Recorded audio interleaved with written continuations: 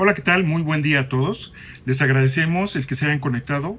Es para nosotros un honor recibir el día de hoy al doctor Amadeo Sáez Alquézar, una persona muy reconocida a nivel Latinoamérica, sobre todo para este tipo de enfermedades e infecciones y el control de calidad. El tema es Chagas, la amenaza invisible, diagnóstico oportuno por el laboratorio. Dentro de su trayectoria podemos indicar que es farmacéutico bioquímico por la Facultad de Farmacia y Bioquímica de la Universidad de Sao Paulo, USP, maestría en análisis clínicos y toxicológicos por la Facultad de Ciencias Farmacéuticas de la Universidad de Sao Paulo, y dentro de las actividades que hoy en día está llevando a cabo, es asesor científico del Programa Nacional de Control de Calidad PNCQ de Brasil, que tiene trayectoria y antecedentes en toda Latinoamérica, incluyendo México. Es consultor científico de la Sociedad Brasileña de Análisis Clínicos SBAC. Es consultor del Departamento de Control de Enfermedades Tropicales Negligenciadas de la Organización Mundial de la Salud, OMS. Miembro del Grupo Iberoamericano de Nomenclatura y Traducción WGIANT, Diagnóstico In Vitro de la IFCC, miembro del cuerpo editorial de la revista de la SBAC, en la función de revisor, evaluador y consultor ad hoc del cuerpo editorial de otras revistas como Journal of Tropical Pathology, Revista de Patología Tropical, Acta Tropical y Memorias de Instituto Oswaldo Cruz del Journal of Infectious Disease. Las actividades que desempeñó en el pasado son consultor no solamente de la OPS, sino también de la Organización Mundial de la Salud. Dentro de las características por las cuales tiene una trayectoria muy importante como conferencista, tenemos lo siguiente: 110 trabajos publicados en revista científica, 45 de ellos en PubMed, que es algo muy importante, 18 capítulos en libros científicos, más de 200 palestras o conferencias ministradas en Brasil, más de 180 palestras también o conferencias ministradas fuera de Brasil a nivel internacional. Entonces, agradecemos la invitación que ha aceptado el doctor Amadeo Sáez Alquézar, quien nos va a dar esta ponencia. Un saludo a todos desde Brasil. Mi nombre es Amadeo Sáez Alquézar y agradezco la invitación de Rimón que me ha hecho para poder participar con ustedes hablando de un tema que realmente es muy importante, cada vez más importante, principalmente en los países endémicos, ¿ok? Bueno, estamos hablando de la enfermedad de Chagas. La enfermedad de Chagas fue descrita por Carlos Chagas en 1909, siglo pasado. Es causada por un parásito que es el Trypanosoma crucis, un protozoario flagelado, y tiene diversas vías de transmisión, diversas formas clínicas, diversas metodologías y pruebas de tamizaje para diagnóstico, en fin, es bastante diverso, pero todavía faltan acciones para ampliar la cobertura, para mejorar la atención en el sistema primario de salud. Y vamos a hablar entonces de los aspectos técnico-científicos del tamizaje, del diagnóstico, y al mismo tiempo vamos a hablar de aspectos epidemiológicos y aspectos sociales que se han de llevar en consideración cuando hablamos de esta enfermedad. ¿Okay? Bueno, hay varias formas de transmisión del Trypanosoma crucis. La vectorial, que fue la primera, o sea, a través de insectos, de triatomíneos, ¿no? Que transmitían la enfermedad a los seres humanos. Todavía continúa hoy, claro, en menor escala, después que hubo un gran esfuerzo para el control vectorial, pero fue la primera vía, y eso ocurre principalmente en los países endémicos donde existe la presencia de ese triatomíneo. También se verificó que existía la posibilidad de transmisión a través de la transfusión sanguínea y del trasplante de órganos. Vamos a ver eso más adelante. Después la transmisión congénita. La transmisión congénita sería la transmisión de la madre infectada por Chagas al recién nacido. Durante muchos años se dio muy poca atención y hoy en día se da más atención porque realmente la mayor parte de los casos de transmisión a nivel mundial ocurren por esa vía congénita. La vía oral, que ocurre por la ingestión de alimentos y de bebidas contaminadas o con el triatominio o con heces de triatominio. Y eso significa, por ejemplo, en Brasil van a verificar que es el mayor número de casos descritos de transmisión en los últimos años ha sido por vía oral. Y también tenemos la posibilidad de accidentes en laboratorios, con personas que están manejando materiales contaminados. ¿Okay? Esas son las principales vías de transmisión del Trypanosoma cruzi.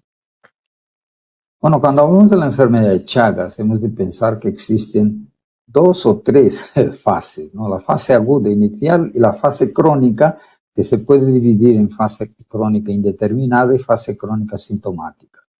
En la fase aguda, lo que llama la atención es una alta parasitemia, o sea, se observa en la sangre circulante un número alto de parásitos. Puede ser sintomático o no sintomático. A veces los síntomas son tan leves, más del 95% de los casos, que acaba pasando desapercibido. ¿Okay?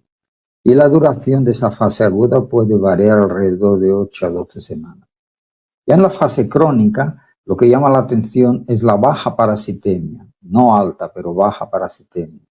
En esa fase crónica indeterminada, es asintomática, puede durar años, décadas, 10, 20, 30 años, pero los parásitos permanecen en los tejidos y la persona puede transmitir, por ejemplo, a través de la transfusión sanguínea.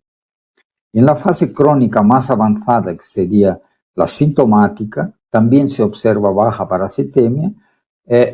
Alrededor de 20 a 30% de las personas infectadas que estuvieron en la fase crónica indeterminada van a pasar por esa fase crónica sintomática con afecciones, insuficiencia cardíaca, problema con megavísceras de megacolon, megaesófago, daño neurológico o mixto, ¿okay? Es la fase más complicada y más avanzada. Son las 3 fases que vamos a considerar en el estudio de la enfermedad de Chagas. Bueno, la distribución de los casos, primeramente en 21 países endémicos de América Latina, ¿okay? Donde existe el triatominio, el vector.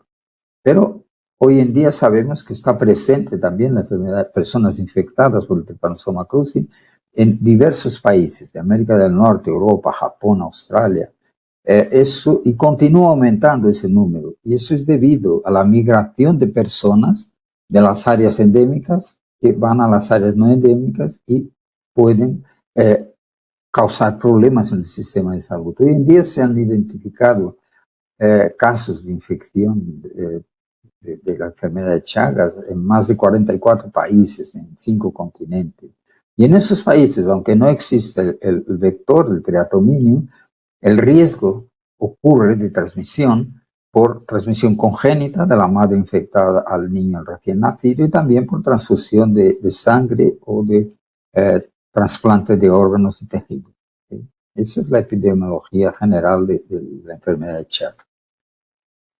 Se considera actualmente que existen alrededor de 6,5 a 7 millones de personas en todo el mundo que estén infectadas por el Trypanosoma cruzi y más de 100 millones, algunos consideran 120 de personas, 120 millones en América que corren el riesgo de infectarse. Y un número alto de muertes anuales, más de 10,000. Y en Latinoamérica lo que llama la atención es que el porcentaje de personas infectadas que son diagnosticadas es muy bajo. Algunos consideran 30%, otros menos, 7%. O sea, hace falta aumentar la utilización de pruebas diagnósticas. Y lo peor es que de esas personas que ya se consigue el diagnóstico, un porcentaje pequeño, alrededor de 1%, de esas personas que se constata la infección reciben el tratamiento. Y nosotros sabemos que la enfermedad de Chagas es casi 100% curable cuando se trata en la fase aguda temprana. Son puntos que hemos de llamar la atención con esta enfermedad. A nivel mundial, la gran mayoría de los pacientes están en la fase crónica, como hemos visto, aquella fase crónica asintomática. Las regiones no endémicas experimentaron un aumento notable de la prevalencia, como les he dicho anteriormente, por el aumento de la migración desde países endémicos. Y otro punto que llama la atención, este fue un trabajo publicado recientemente, que incluso en los países endémicos, la distribución por edades de los casos ha cambiado con el tiempo. O sea, en 1990, por ejemplo, la mayoría de los infectados estaban con edad de entre 30 y 45 años y ahora está con una edad más avanzada de 45 a los 65. Eso, un análisis de ese aspecto significa que va a crear más problemas en los sistemas de salud de los países y va a aumentar el costo para atender a esas personas con edad más avanzada. Eso refuerza el punto que todas las acciones que se realicen para detección precoz de los infectados son de extrema importancia, incluso principalmente para la actitud, la situación de los programas de salud de los países. ¿Okay? La principal vía estimada de transfusión actualmente es la congénita. Se considera que 8.000 recién nacidos se infectan durante el embarazo en cada año. ¿Okay? Eso vamos a verlo después con más atención. Y otro punto interesante es la transmisión oral, como les he dicho, relacionada con el consumo de alimentos contaminados, representa hoy en día la gran mayoría de casos agudos que son notificados en Brasil. Tal vez anteriormente fuese también alto, pero no existían informaciones adecuadas. Pero hoy en día el mayor número de casos es por transmisión oral. Y eso representa los 90% de los nuevos casos registrados en Brasil por transmisión oral, y el 95% de ellos se concentran más en la región norte de Amazonía, etc. Bueno, la Organización Mundial de la Salud en 2005 reconoció la enfermedad de Chagas como una enfermedad tropical desatendida. Y en mayo de 2019, en una reunión de la 72ª Asamblea Mundial de Salud, fue establecido la fecha del 14 de abril como siendo el Día Mundial de la Enfermedad de Chagas. O sea, no es una fecha para conmemoraciones, pero es una fecha que tiene como objetivo concienciar sobre esta enfermedad, incentivar actitudes para mejorar la detección precoz y ampliar la cobertura diagnóstica y proporcionar, claro, un acceso equitativo a la atención clínica. Es interesante que esa fecha fue escogida porque en el día 14 de abril de 1909, como les he dicho anteriormente, el doctor Carlos Chagas diagnosticó el primer caso humano de la enfermedad y lo diagnosticó en una niña que tenía 2 años de edad, que se llamaba Berenice. Por eso fue escogido como el Día Mundial de la Enfermedad de Chagas. En 2026, este año, el eslogan propuesto ha sido Mujeres en el corazón de la atención, protegiendo la próxima generación de la enfermedad de Chagas. Eso, como les he mostrado anteriormente, el mayor número de casos de Chagas de transmisión ocurre por la forma congénita, por eso que se ha escogido ese eslogan en el año 2026. Bueno, vamos a hablar de pruebas de laboratorio. Hay diversas pruebas de laboratorio. Podemos dividirlas en aquellas que dependen de la presencia de parásitos circulantes y aquellas que detectan anticuerpos, generalmente anti-IgG y anti-T-cruce. Las pruebas parasitológicas y las pruebas moleculares dependen de la presencia de parásitos circulantes. Y las pruebas parasitológicas pueden ser divididas en directas o indirectas. Las pruebas moleculares vamos a ver que han tenido una ampliación muy grande en los últimos tiempos y existen diversas posibilidades para utilización directa en los sistemas de atención primaria de salud. Y tenemos las pruebas serológicas, las más tradicionales, que se pueden clasificar en 2 tipos: las pruebas serológicas convencionales, más antiguas, y las pruebas serológicas mejoradas, que incluyen inclusive las pruebas diagnósticas rápidas, bastante útiles en la actualidad en algunas situaciones. Esas pruebas son más adecuadas, por ejemplo, en la fase aguda, donde existe alta parasitemia, Lo que se recomienda es la utilización de pruebas parasitológicas y pruebas moleculares, ¿ok? Porque vamos a detectar el parásito o los ácidos nucleicos del parásito. Ya en la fase crónica, como hay baja parasitemia, lo que se indica son las pruebas serológicas, inmunoensayos y pruebas diagnósticas rápidas, siempre para detección de anticuerpos. En la fase crónica sintomática también pruebas serológicas, pero va a interesar más las medidas clínicas que son realizadas porque ya existe un comprometimiento importante de algunos órganos. ¿Sí? Bueno, las pruebas parasitológicas directas,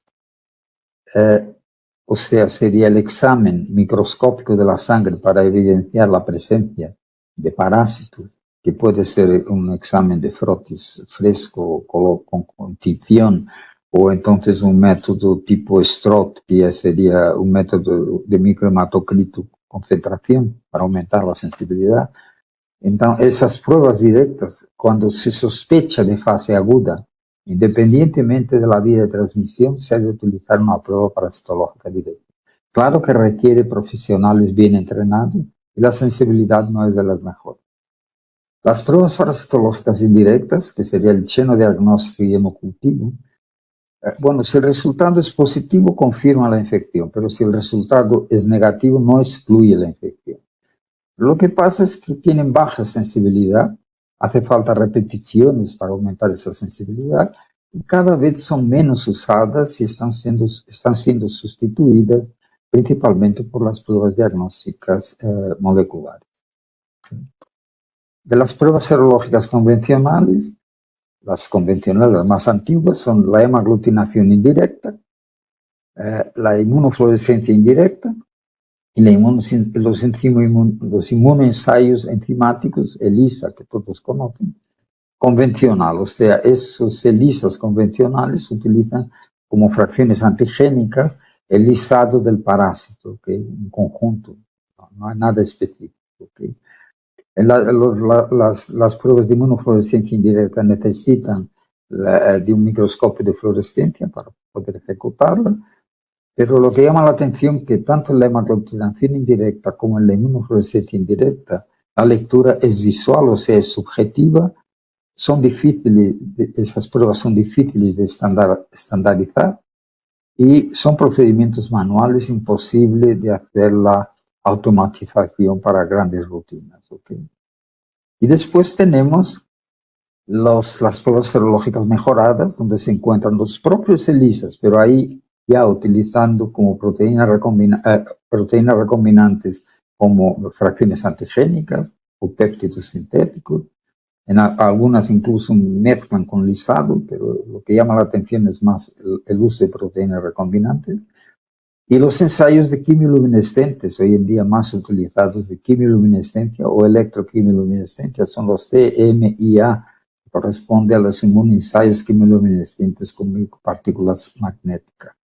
Son pruebas más sensibles que los ELISA, usan proteínas recombinantes como fracciones antigénicas y existen en el mercado plataformas con mayor velocidad de procesamiento y adecuadas para pequeñas, medias o grandes rutinas en los laboratorios.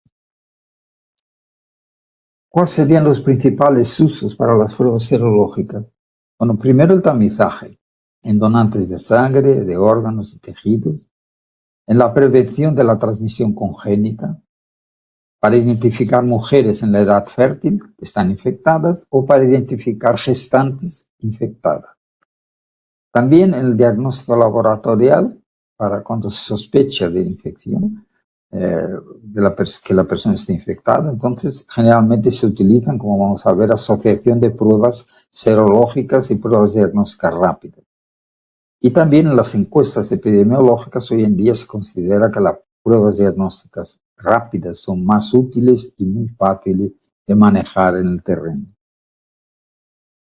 Bueno, la fase aguda puede ocurrir en diversas situaciones, o sea, debido a la transmisión vectorial o debido a la transmisión oral o debido al Chagas congénito en recién nacidos o en receptores de transfusión donde ocurre una seroconversión o en receptores de órganos o en accidentes de laboratorios o en inmunosuprimidos, o sea, personas que están en la fase crónica y tienen una reactivación debido a la acción de inmunosupresores o de enfermedades como SIDA, por ejemplo. Entonces, lo que se utiliza en esa fase aguda sería como pruebas parasitológicas directas y pruebas moleculares. Las pruebas moleculares son más sensibles, pueden tener un costo más elevado o una dificultad mayor para ejecutarlas, pero realmente tienen una mejor sensibilidad. En el caso de accidentes de laboratorio, lo que se recomienda, ocurre un accidente, que en el acto se recoja una recolección de una muestra de sangre, se toma una muestra de sangre para hacer el perfil serológico. 5 días más tarde se realiza una prueba parasitológica directa y una prueba molecular, y después de 20 a 40 días se realiza una segunda prueba serológica o perfil serológico. ¿Okay? Ahora, con individuos con infección crónica por De Kruse, alrededor de 75-80% de ellos tienen altas concentraciones de anticuerpos, siempre IgG, ¿okay? Aproximadamente el 15% concentraciones intermedias y una minoría de 5% tienen bajas concentraciones de anticuerpos IgG. Eso crea una serie de dificultades, principalmente cuando intentamos hacer el seguimiento de personas que están tratadas para verificar la eficacia del tratamiento, y también de alguna forma explicaría los resultados que vamos a ver más adelante, dudosos que se observan en el tamizaje en donantes de sangre. Cuando existe la sospecha de infección, un paciente sospecha de infección crónica, hay diversos criterios. Por ejemplo, la OMS, la Organización Mundial de la Salud, recomendaba 2 pruebas en 2002, ELISAs, convencional recombinante, hemaglutinación inmunofluorescente. ¿Okay? Ya en 2018, la Organización Panamericana de la Salud recomendaba 2 pruebas serológicas con antígenos diferentes y una tercera prueba si las 2 primeras fueran discordantes. Eso se repite con las recomendaciones en Brasil desde el 2018, 2 pruebas serológicas y una tercera si las 2 primeras son discordantes. Y después tenemos en Estados Unidos, por ejemplo, se utiliza una única prueba serológica y la confirmación se hace solamente si el resultado inicial fue positivo. Para estudios epidemiológicos, lo que se recomienda es principalmente pruebas diagnósticas rápidas, y lo ideal sería la confirmación posterior de esos resultados de las pruebas diagnósticas rápidas con una serología más convencional o mejorada. ¿Okay? El tamizaje en bancos de sangre, vamos a ver ahora con más detalles. Hoy en día se utiliza una única prueba para el tamizaje. ¿Okay? Aquí tienen algunos ejemplos de las pruebas serológicas que se son utilizadas y las fracciones antigénicas de cada prueba. Pueden verificar que los ELISAs, ¿no?, pueden tener como fracciones antigénicas lisado parasitario, o pueden tener antígenos, proteínas recombinantes. También las pruebas de quimioluminescencia, electroquimioluminescencia, también se utilizan las proteínas recombinantes. O sea, eso significa una mejora en los resultados, y pueden verificar a la derecha las columnas mostrando la sensibilidad y la especificidad, que puede variar desde valores alrededor de 90 y alguna cosa por ciento hasta 100%, pero va a depender mucho del estudio, de la muestra que fue utilizada.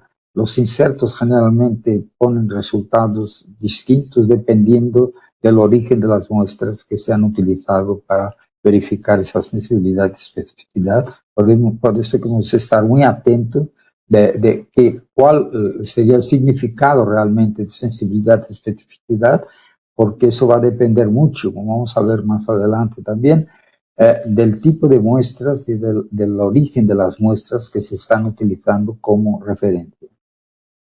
Este es otro ejemplo más reciente, 2024. Los autores hacen un estudio, una encuesta de resultados en la literatura, y para cada una de las pruebas utilizan el range de variación de sensibilidad, del rango de sensibilidad y especificidad. Por ejemplo, ELISA de 97 hasta 100%, en fin, y en rojo serían los valores en promedio de todos los resultados que encontraron en la literatura. Llama la atención, sin duda, que los mejores resultados son de las pruebas de quimioluminescencia, electroquimioluminescencia y ELISAs, por supuesto. Y las pruebas diagnósticas rápidas, pueden verificar en la última línea, son pruebas que están mejorando constantemente y los resultados pasan a ser cada vez mejores y más confiables. ¿Okay? Estos son dos ejemplos rápidos. Al lado izquierdo tenemos un estudio que nosotros participamos cuando se hizo la evaluación de 11 pruebas diagnósticas rápidas comercializadas. ¿Okay? Hubo la participación de distintos centros de referencia, tanto en países endémicos como no endémicos. Los resultados fueron muy interesantes en 11 estudios, en 11 pruebas realizadas, donde se pueden verificar que los resultados de sensibilidad y especificidad en general fueron buenos, pero en algunos casos los resultados no fueron adecuados. O sea, es importante siempre que se va a utilizar una prueba, sea rápida o ningún ensayo convencional, evaluarla con muestras representativas del área geográfica donde se está trabajando. ¿Sí? Y aquí al lado derecho tenemos un estudio más reciente, 2025, donde estudiaron el desempeño de 18 kits para antitecrusis que están licenciados para uso comercial en Brasil. La mayoría son ELISAs, aquí en azul, del lado derecho. Después tenemos hemaglutinación indirecta, inmunofluorescencia indirecta, pruebas diagnósticas rápidas y una única prueba de quimioluminescencia. Aquí tienen las variaciones de sensibilidad y de especificidad. Son variables, pero lo que llama la atención es que la mejor sensibilidad se observa con ELISAs y con pruebas de quimioluminescencia y electroquimioluminescencia. La peor especificidad con las pruebas de hemoglutinación indirecta y de inmunofluorescencia indirecta. Y llama la atención también en el estudio, los resultados observados muestran la gran utilidad de las pruebas diagnósticas rápidas, no solamente para trabajos en el terreno, pero también para asociación con otras pruebas convencionales, inmunoensayos, para el diagnóstico de infección por T-Cruz en personas con sospecha de infección. ¿Okay? Bueno, aquí solo para decirles que hasta hoy no existe ningún ensayo que haya sido universalmente aceptado como el método de referencia para el diagnóstico serológico de la infección por T-Cruz. Hubieron varias tentativas, desde el RIPA utilizado, que no sirve en laboratorios normales, después algunos tipos de Western blot o inmunoblot, pero los resultados nunca fueron perfectamente aceptables y no funcionaron como lo que se esperaba para que fuesen realmente una herramienta de confirmación para las pruebas serológicas. Infelizmente, todavía no tenemos eso para el diagnóstico. Con respecto a las pruebas serológicas, otra cosa que llama la atención es que, como les he dicho, aquellas pruebas ELISAs donde las fracciones antigénicas son lisado-parasitario, se observa, aquí hicimos un estudio con muestras con Leishmania y con Trypanosoma rangeli. Entonces, esas pruebas con lisado parasitario muestran una inespecificidad, o sea, muchos resultados falsos positivos debido a la Leishmania. Y no se observó reacción cruzada con el Trypanosoma rangeli, pero sí con Leishmania. Y ahora, cuando tratamos de las pruebas en la parte inferior, ELISAs con proteínas, fracciones antigénicas, proteínas recombinantes, no se verifica esos resultados falsos positivos ni con Leishmania ni con Trypanosoma rangeli. Son cosas que se han de llevar en consideración. Vamos a hablar un poco de lo que se utiliza en bancos de sangre, en el tamizaje para bancos de sangre. Es muy interesante. En 1991, la Organización Mundial de la Salud recomendaba 2 pruebas, ¿okay? Pero a partir de 2002 pasó a recomendar solamente una prueba. Otros países, Argentina, Brasil, Costa Rica, España, Francia, algunos ejemplos, también recomendaban 2 pruebas, generalmente una con antígenos recombinantes y otra con antígeno ELISA. Pero después de un cierto tiempo, todos los países pasaron a utilizar una única prueba. En Brasil a partir de 2003. Es recomendación oficial utilizar una única prueba. También en los demás países, el único país que mantiene hasta hoy 2 pruebas es Argentina. ¿Okay? Tienen sus razones, me parece que son adecuadas. ¿Qué pruebas son mejores para banco de sangre? Eso ya fue estudiado y reconocido hace mucho tiempo. Son los ELISAs o las pruebas de quimioluminescencia y electroquimioluminescencia. Las pruebas de hemoaglutinación y de inmunofluorescencia no son recomendadas por una serie de factores que van desde la lectura visual, la falta de sensibilidad y la falta de especificidad y la falta de automatización para grandes rutinas de banco de sangre. Esto en Brasil, por ejemplo, lo que se utiliza más, durante muchos años se utilizaba más ELISA en el tamizaje, ¿ok? Pueden ver en 2016, la mitad de los laboratorios de banco de sangre utilizaban ELISA, la otra mitad casi quimio, electroquimio. Después, en 2018 ya fue cambiando, en 2022 pueden verificar que prácticamente la mayoría, para todos los parámetros del tamizaje, utilizan pruebas de quimioluminescencia o electroquimioluminescencia. ELISA está cayendo en desuso, por lo menos en Brasil, para el tamizaje en bancos de sangre. Es el tamizaje en bancos de sangre desde 1991 hasta 2016.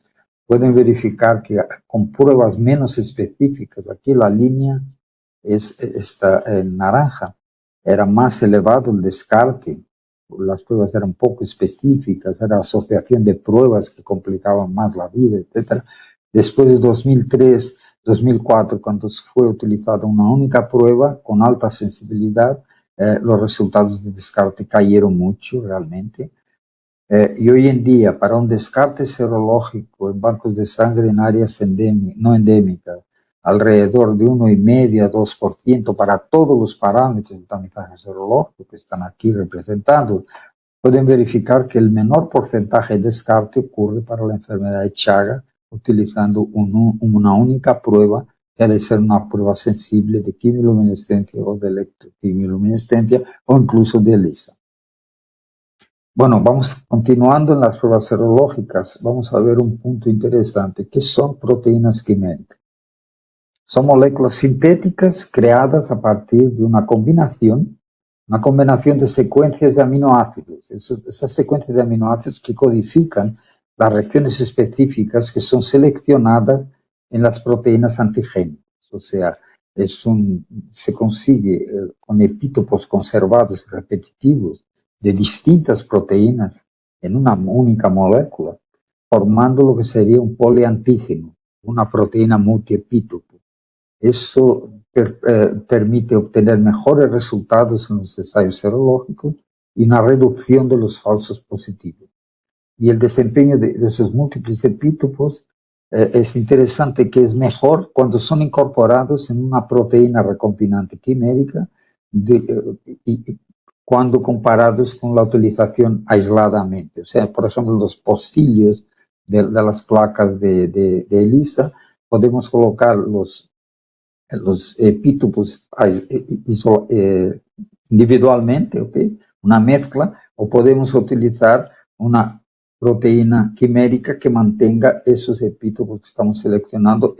Con la proteína quimérica, los resultados que se obtienen son mejores. ¿Okay? Para Chagas fueron construidas diversas proteínas recombinantes utilizando fragmentos diferentes de antígenos de cruce, y esa combinación de múltiples antígenos aumentó la probabilidad para que la prueba reconociese los anticuerpos que son producidos durante las diferentes variantes contra las diferentes variantes del parásito. ¿Okay? Bastante útiles debido a la diversidad genética del cruce, que puede llevar a variaciones en la respuesta inmunológica de los pacientes. Esa selección de epítopos específicos incluye aquellos que podrían reaccionar con anticuerpos de otras infecciones, y de esa forma evitamos los resultados falsos positivos. Lo interesante es que esas proteínas quiméricas pueden ser usadas tanto en pruebas ELISA, quimioluminescencia, electroquimioluminescencia, incluso en pruebas diagnósticas rápidas. Y han sido integradas en plataformas diagnósticas modernas. Entonces, un ejemplo, por lo menos, no es propaganda, pero es un ejemplo que todos conocen, un ensayo Abbott, ¿okay?, que utiliza una proteína recombinante FP3, FP6, FP10 y TCF25. Son 4 proteínas recombinantes híbridas que representan por lo menos 14 regiones antigénicas distintas, que representan ampliamente, lo que es más interesante, las 3 formas morfológicas del ciclo de vida del Trypanosoma cruzi, las epimastigotes, amastigotes y los tripomastigotes son más importantes en la infección en seres humanos. Y también contiene antígenos, son reconocidos por anticuerpos, están presentes en personas con infección aguda por el T. cruzi, bien como en aquellas que están en la fase crónica que les he mostrado anteriormente. Este es un ejemplo rápidamente también desarrollado en un estudio de la doctora Andressa D'Amata en la Fiocruz en Brasil. Desarrollaron una proteína quimérica y con ella utilizaron, pueden verificar aquí el esquema de ella, son 10 epítopos de T. cruzi que fueron inseridos en la proteína quimérica, ¿okay?, y desarrollaron unas pruebas que fueron aplicadas y lo que hicieron fue lo siguiente: en aquellos resultados que eran dudosos, por ejemplo, en bancos de sangre, donde, por ejemplo, la inmunofluorescencia era positiva y el ELISA negativo o al contrario, entonces aplicando esa proteína conseguían uniformizar los resultados, o todos negativos o todos positivos. O sea, un ejemplo de aplicaciones de esas proteínas quiméricas que realmente aumentan mucho la sensibilidad de las pruebas serológicas. ¿Okay?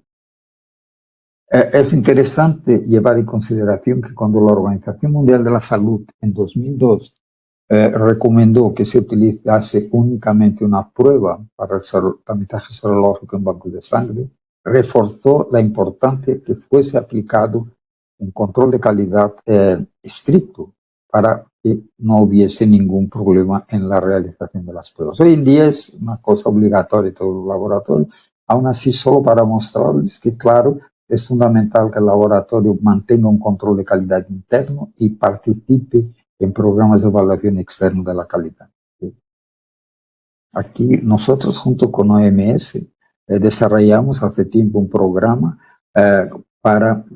solamente para Chaga, un programa de evaluación externa solamente para enfermedad de Chaga, principalmente para la participación de laboratorios de referencia fuera de Latinoamérica, algunos en Latinoamérica.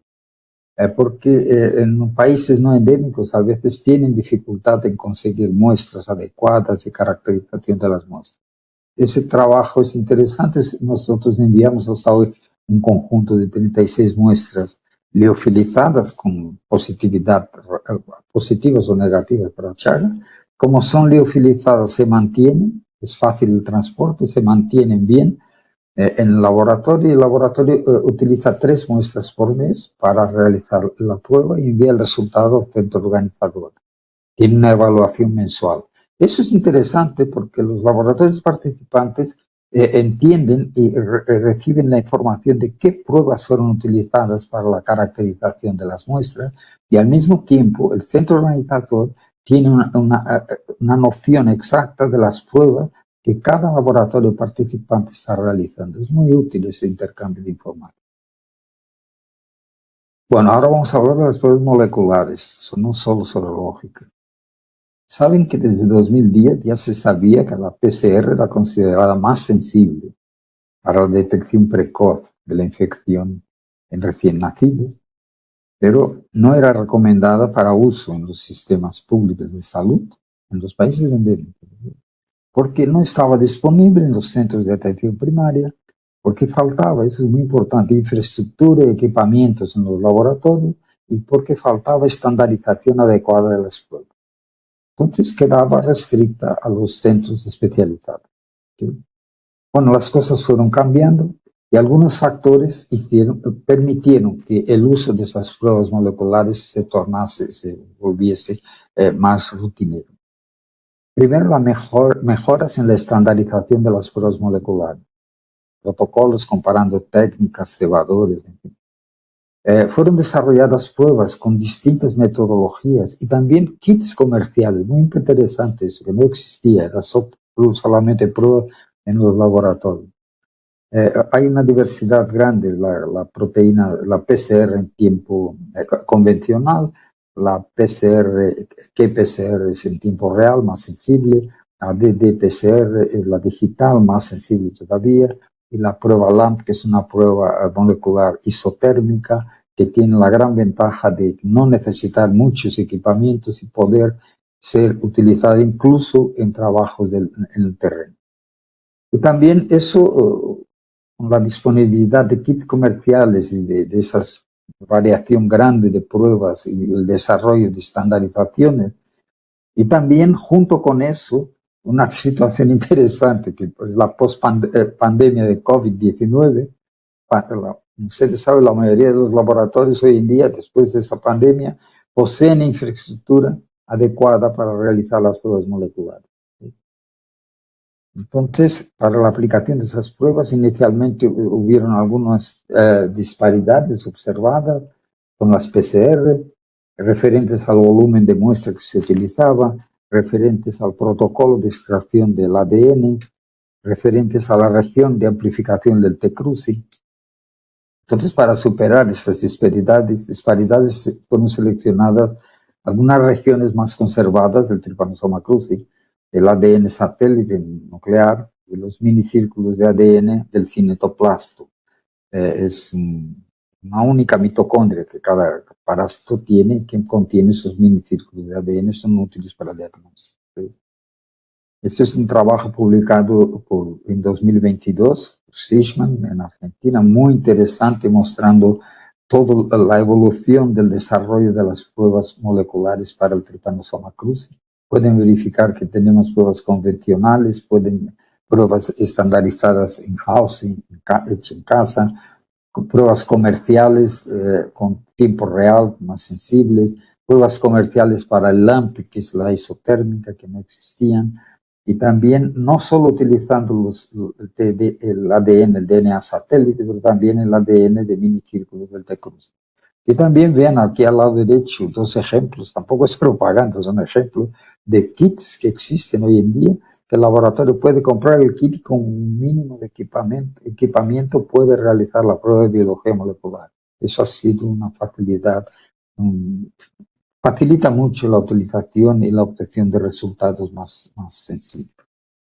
Es un ejemplo también de un trabajo, en algunos trabajos con las pruebas moleculares de PCR, pueden verificar que la sensibilidad y la especificidad son mejores para la PCR en tiempo real, y la PCR digital también es más, la sensibilidad y la especificidad son mejores, pero ahí el costo de la digital es más elevado, los equipamientos son más complicados.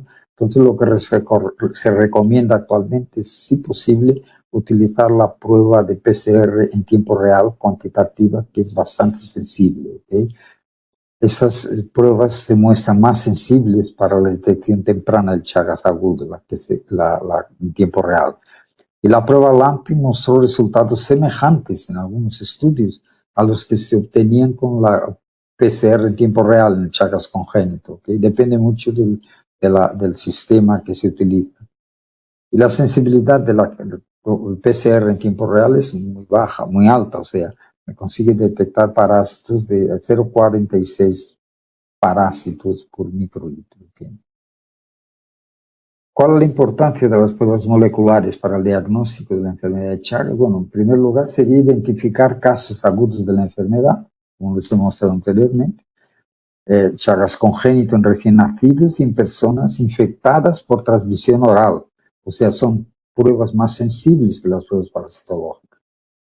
En receptores de trasplantes de órganos, detección precoz de la infección, en pacientes infectados, inmunocomprometidos, que les he dicho que puede existir una reactivación, entonces las pruebas moleculares son muy útiles para detectar esa reactivación.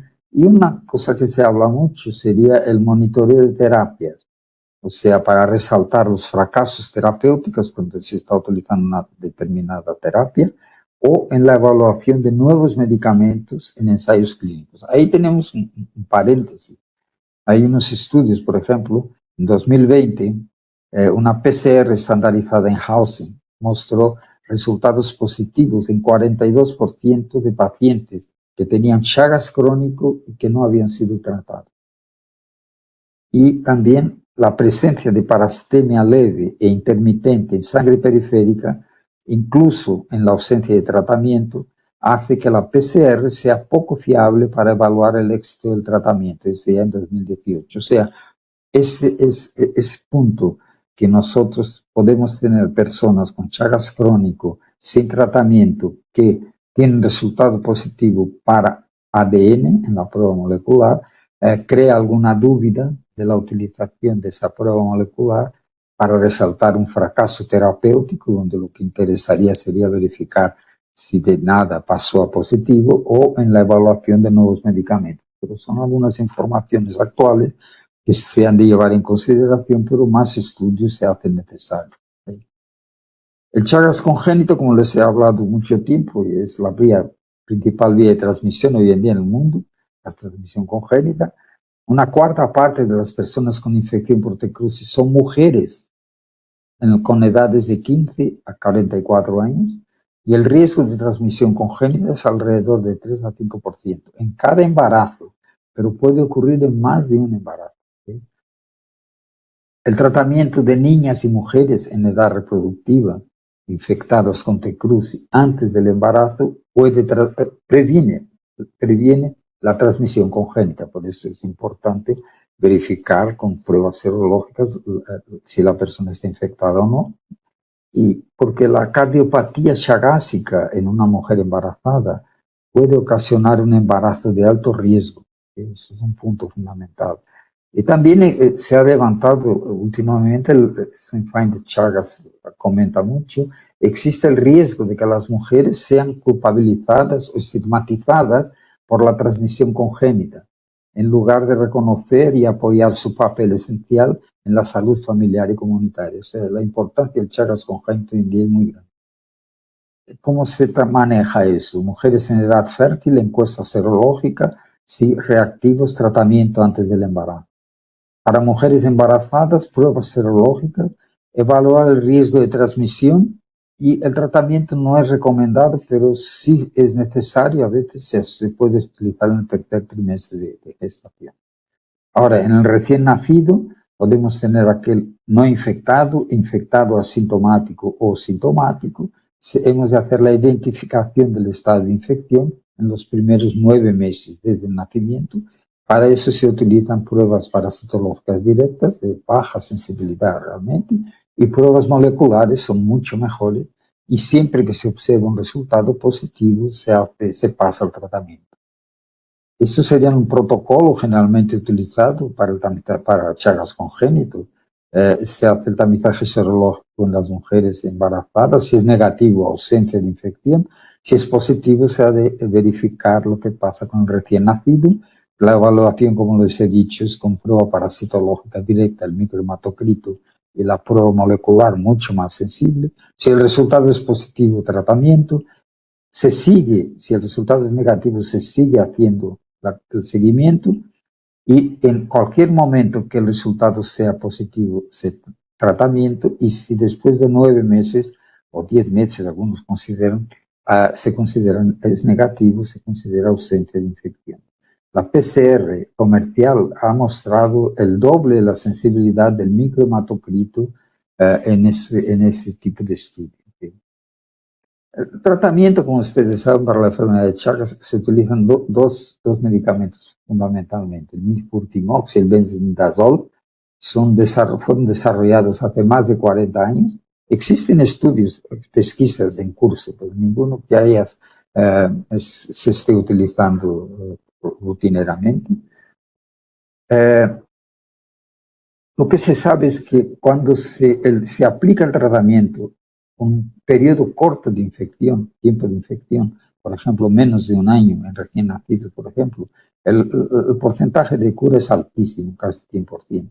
Y a medida que va aumentando la edad, los resultados van empeorando, y llegando con más de 12 años a alguna cosa alrededor de 20 a 40%. Por eso es importante identificar el estado de infección inicial y aplicar el tratamiento lo más rápido posible para obtener mejores resultados. Otro aspecto interesante del Trypanosoma cruzi es que exhibe una notable diversidad biológica y genética. Esa diversidad genética se refiere a variación que existe entre las diferentes poblaciones y cepas o linajes del Trypanosoma cruzi. Entonces, por ese alto grado de poliformismo intraespecífico del parásito, fueron atribuidas 7 linajes distintas, denominadas de unidades de tipado discretas, del DTO en inglés. Son estas, eran 6, después surgió esta última identificada en murciélagos de ese BAP. Esta diversidad es significativa y tiene implicaciones importantes en la epidemiología, en el diagnóstico y el tratamiento de la enfermedad de Chagas. Este es un ejemplo de un trabajo de la doctora Singales, muy bueno, por eso yo siempre lo uso como ejemplo. Muestra la distribución de los linajes, de esas unidades discretas de tipificación, desde México hasta la Patagonia, en toda América del Sur, ¿no? Entonces, el mapa muestra la prevalencia de unidades discretas de ese Trypanosoma cruzi humano en México, en países de América Central y del Sur. Pueden verificar que estableciendo una línea de corte en la región, en la cuenca amazónica de Amazonía, hacia arriba tenemos más prevalencia de TC1, eso incluye México, y hacia abajo tenemos una mayor prevalencia de TC2. Eso es interesante porque, por ejemplo, los casos de comprometimiento cardíaco son más frecuentes en la región del TC1 y en la región del TC2, además del comprometimiento cardíaco, tenemos también el comprometimiento de megaesófago, megacolon, que no se observa en la región donde hay predominancia del TC1. ¿Sí? O sea, diferentes DTUs tienen distribución geográfica preferencial, presentan distribución preferencial en ciertos tejidos, por eso que son afectados de una forma o de otra, y la forma clínica se considera que sería influenciado por el DTU de cada uno de los parásitos estudiados. En ese sentido, la Organización Mundial de la Salud consiguió un grupo de expertos para producir estándares biológicos, referentes biológicas para anticuerpos del Trypanosoma cruzi que no existía hasta aquel momento. Los resultados fueron muy interesantes y resultaron en la producción de 2 estándares biológicos, uno de ellos representativo del área con mayor prevalencia del TC2, hacia el sur, y otro representativo del área con mayor prevalencia para el TC1 más hacia el norte. Eso se utiliza haciendo diluciones. Por ejemplo, tenemos un método, una prueba, hacemos diluciones de esas referencias y aplicamos la prueba y verificamos hasta qué dilución tenemos reactividad. O sea, cuanto más lejos la dilución se consigue una reactividad, más sensible, más reactivo sería la prueba que estamos utilizando.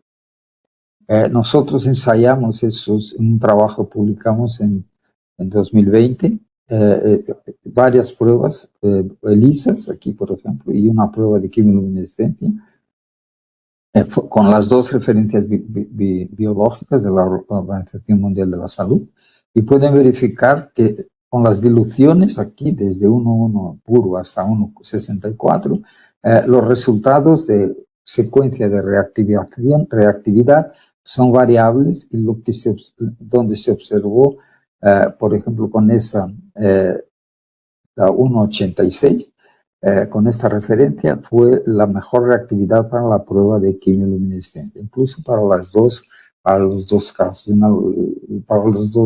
para las 2 referencias biológicas, realmente los mejores resultados fueron con la prueba de quimioluminescencia, ¿okay? Y variaciones con las distintas pruebas de ELISA utilizadas.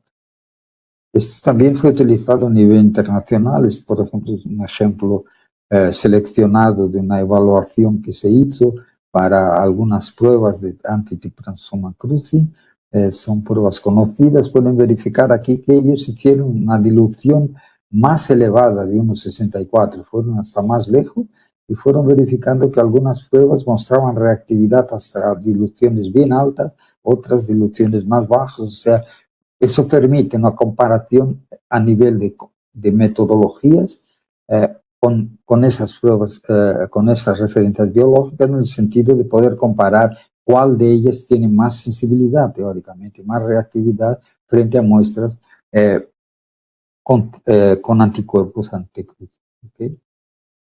Después nosotros hicimos lo siguiente, escogimos muestras de áreas geográficas distintas en Brasil y aplicamos los resultados, verificamos lo que pasaba con las mismas pruebas que habíamos ensayado anteriormente, con las referencias biológicas. Llama la atención que los resultados fueron semejantes, pero la reactividad observada en las pruebas serológicas fue diferente para muestras de diferentes estados. Por ejemplo, vean aquí al lado izquierdo de Minas Gerais y Piauí, los resultados observados de reactividad, lectura, valor de cutoff, fueron mucho más altos que en las muestras de estas otras regiones, de Mato Grosso y de Amazonía. O sea, consideramos que la evaluación de los inmunoensayos es aconsejable en la evaluación la inclusión de muestras de cada región donde las pruebas van a ser utilizadas para que sepamos realmente de qué forma están funcionando en la región que vamos a aplicarlas. ¿Okay?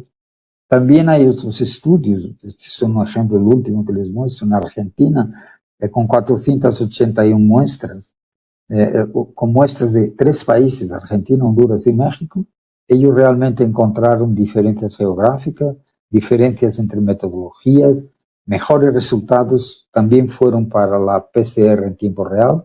Y cuando verificaron la asociación de pruebas para diagnóstico, verificaron que las mejores opciones eran cuando se utilizaban 2 pruebas diagnósticas rápidas para paralelo, o entonces una prueba diagnóstica rápida y una prueba ELISA. La Organización Mundial de la Salud, entonces ya estamos en la parte final, recomienda algunas estrategias claves para prevenir la enfermedad de Chagas de acuerdo con la Organización Mundial de la Salud. El primero sería el tamizaje de la sangre antes de las transfusiones y de los trasplantes, para evitar esa vía de transmisión que ya hemos visto.